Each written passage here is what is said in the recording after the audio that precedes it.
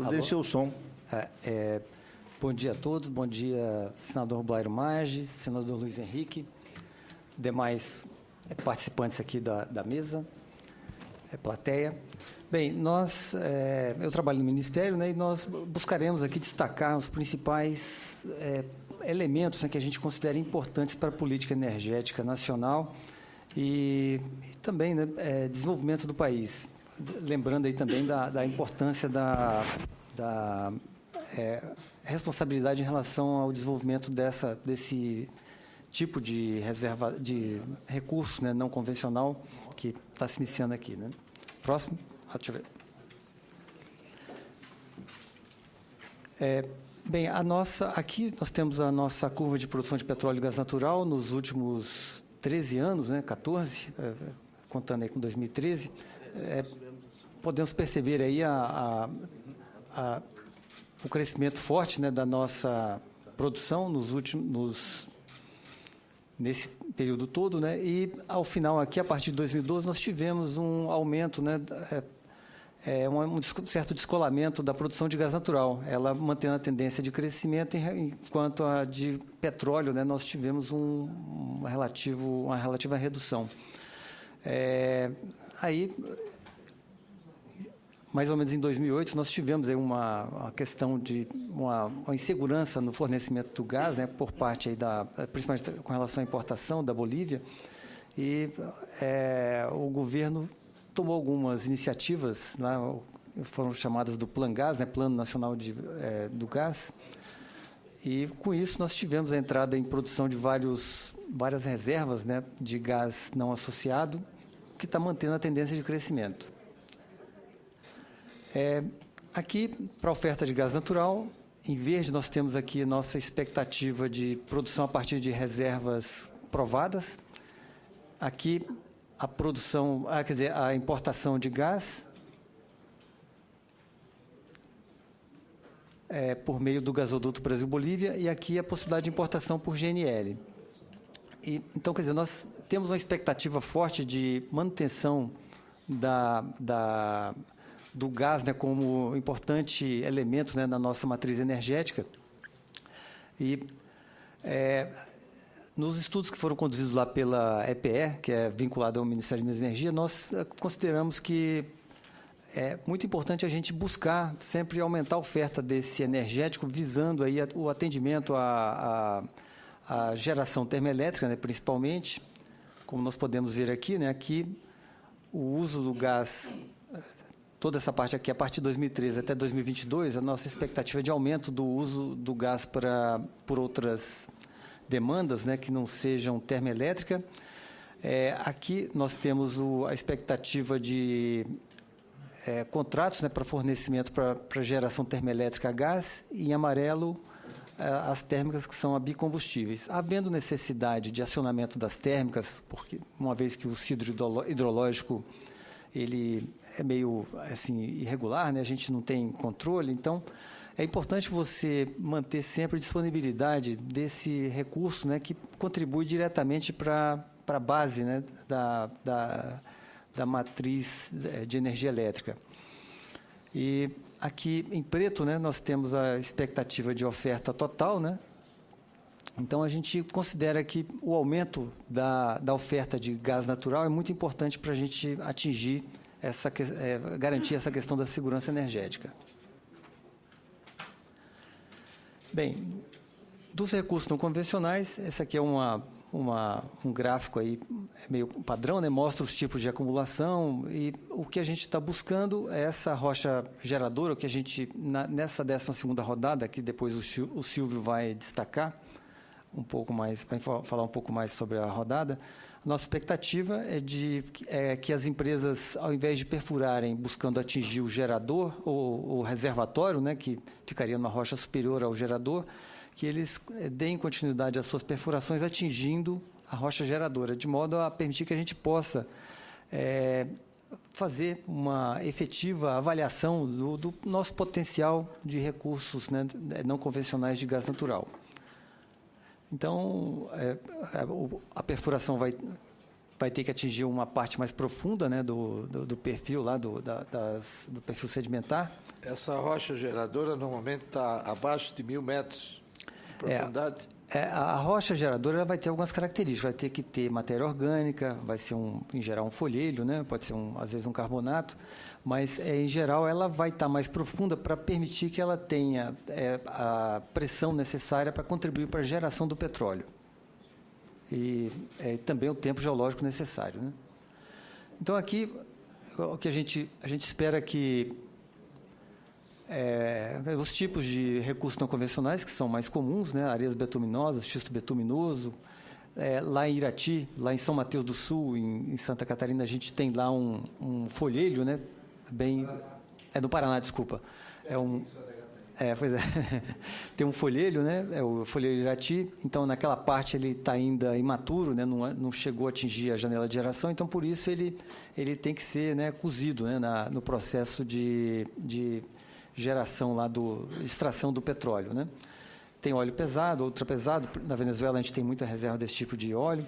E aqui a gente tem lá expectativa de ter metano em minas de carvão. Lá no Rio Grande do Sul e também em Santa Catarina tem carvão que seria possível a gente fazer prospecção desse gás, né, nesse tipo de sedimento, né?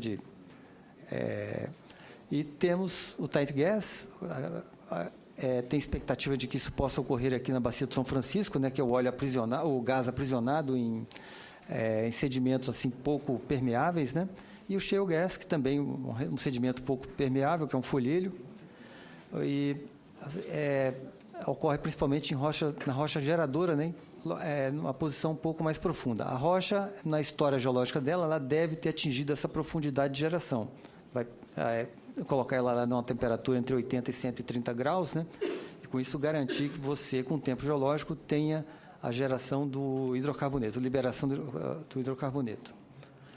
Bem, aqui temos um mapa mostrando as principais bacias sedimentares, onde a gente tem expectativa de ocorrência de recursos não convencionais. O Silvio também deverá falar um pouco mais sobre isso aqui, né? Então, olhando aqui o potencial total, né, na expectativa, com a quantidade de informações que a gente tem disponível, né, chega em torno de 14,6 trilhões de metros cúbicos de gás, né? É um volume considerável, né? Se a gente conseguir as expectativas se confirmando, a gente realmente teria uma grande quantidade de gás natural. Isso sem contar na bacia amazônica, né, que na 12ª rodada a gente deve ter uns blocos aqui na porção do Acre, né, na bacia do Acre. Bem, então, da parte do governo, com uma iniciativa que foi conduzida pela EBX, né, a empresa OGX, né, que na bacia do Parnaíba, nós tivemos lá um desenvolvimento de umas reservas de gás, numa situação que o volume não era o suficiente para construir um gasoduto, para exportar, permitir que o gás pudesse ser liquefeito ou dar qualquer outro tipo de uso, né? Então, ele instalou uma termoelétrica, e a gente imagina que esse tipo de solução possa ser dado, né, para as diversas acumulações que sejam identificadas nas áreas que estão sendo colocadas em licitação. É um tipo você usa localmente, né, o gás na geração termoelétrica e pode, com isso, disponibilizar essa energia nas linhas de transmissão, contribui para a segurança energética do país. Então, nessa região, nós temos aqui diversos campos, né? Esse campo Gavião Real começou a produzir em janeiro e temos vários campos em desenvolvimento e algumas descobertas em avaliação. Na 11ª rodada, todos os blocos ofertados nessa bacia foram arrematados, mostrando o interesse também do empresariado, né? Das empresas de petróleo e gás, pela descoberta de gás nessa região. Bem, aqui temos a nossa malha de linhas de transmissão e as bacias sedimentares, né, onde a gente mostra que qualquer dessas bacias, várias dessas bacias que estão sendo ofertadas, áreas, né, na 12ª rodada, a gente vai ter uma condição de, com pouco investimento, fazer o aproveitamento desse recurso energético. Aqui, os principais folheiros geradores na Bacia do Parnaíba, São Francisco, Paraná, Parecis, temos ainda aqui a Bacia do Acre, que está fora da figura. Bem, aqui, com relação à forma de aproveitamento desse recurso, né? Você, em geral, faz uma perfuração e consegue, com isso, drenar uma grande área, né? Diferentemente de uma exploração de recurso convencional, onde você teria que fazer várias perfurações, ou então teria que também fazer poço horizontal. Aqui, ó, a geometria dos poços, né?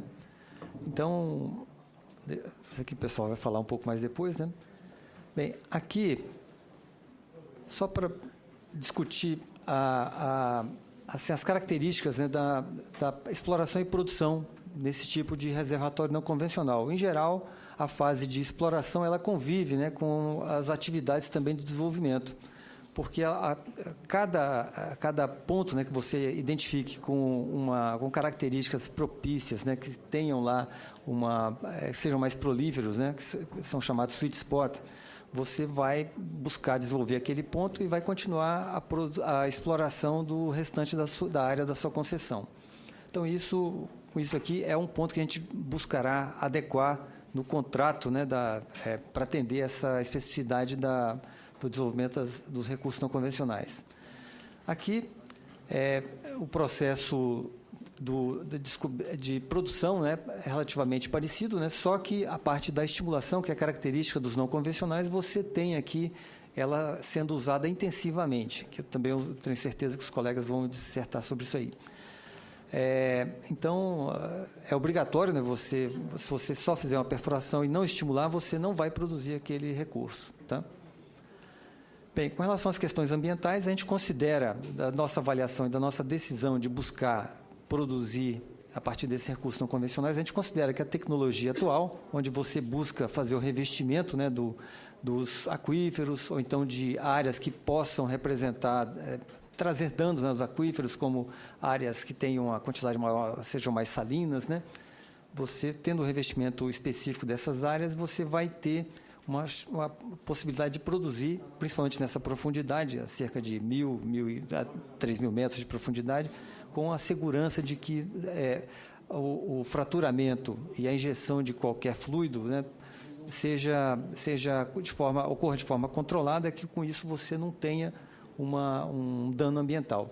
E, na nossa expectativa de desenvolvimento da produção, ele deverá ser licenciado em conjunto pelo IBAMA, pelos OEMAs. Essa discussão ainda está sendo conduzida, né, no âmbito do governo, e essas atividades ocorrendo com a devida transparência, que a gente espera, a gente vai ter, desde o início do desenvolvimento dessas atividades, um controle e uma confiança da sociedade de que a atividade vai estar sendo conduzida de forma responsável, né?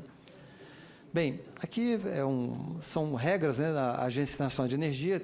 Eu creio que é a fonte de todos nós, todo mundo busca, né, essa bibliografia. Eles têm lá com base na experiência americana, tem lá uma série de iniciativas que você deve conduzir para garantir que todo o processo ocorra de forma responsável. Bem, da nossa parte, associado à política energética, a gente busca também desenvolver a indústria de bens e serviços. E, com isso, a nossa preocupação com a disponibilidade de equipamentos, que eles são específicos, né, para o desenvolvimento dessas reservas não convencionais. A gente tem uma necessidade maior, intensiva de sondas, de bombas, né, de grande porte, de grande capacidade, pessoal treinado, né, além do conhecimento geológico, que você tem que realmente, para saber onde está o folheiro que vai ser perfurado com poço horizontal, você tem que ter uma sísmica mais precisa. Com isso, o meio ambiente, a gente espera aí que que seja preservado, né? E lá para essa 12ª rodada, a gente está aí buscando, né, conduzir adequações necessárias, né, que a gente consiga, nesse primeiro momento, garantir que essa atividade ocorra com a devida segurança e atenda também ao investidor. Bem, então, finalizando, a gente considera que a exploração do gás não convencional, né, é importante para contribuir para o desenvolvimento do país, né? E a nossa expectativa é de que, com isso, a gente tenha geração de emprego e renda, né, a nível regional, já que a atividade está bem distribuída em várias unidades da federação. A adoção das melhores práticas vai permitir que esse aproveitamento ocorra de forma responsável, né, e que vai contribuir fortemente para a segurança energética e ainda, né, garantindo a preservação do meio ambiente. a demanda por equipamentos e sondas, a gente considera isso um desafio, mas, ao mesmo tempo, uma oportunidade para o investidor nacional, né, o fornecedor de bens e serviços para a indústria petrolífera. E, assim, por fim, essas jazidas de gás não convencional, principalmente nas proximidades de mercados consumidores ou das linhas de transmissão, que grande parte do país está interligado, elas vão contribuir, né, vão permitir que esse recurso seja aproveitado com a rapidez grande, né, e contribuindo também para a redução de tarifa, né, já que, né, os investimentos para produção dessa energia termoelétrica, caso seja esse a opção de uso, né, desse gás, contribuir com isso para a redução de tarifas. Obrigado.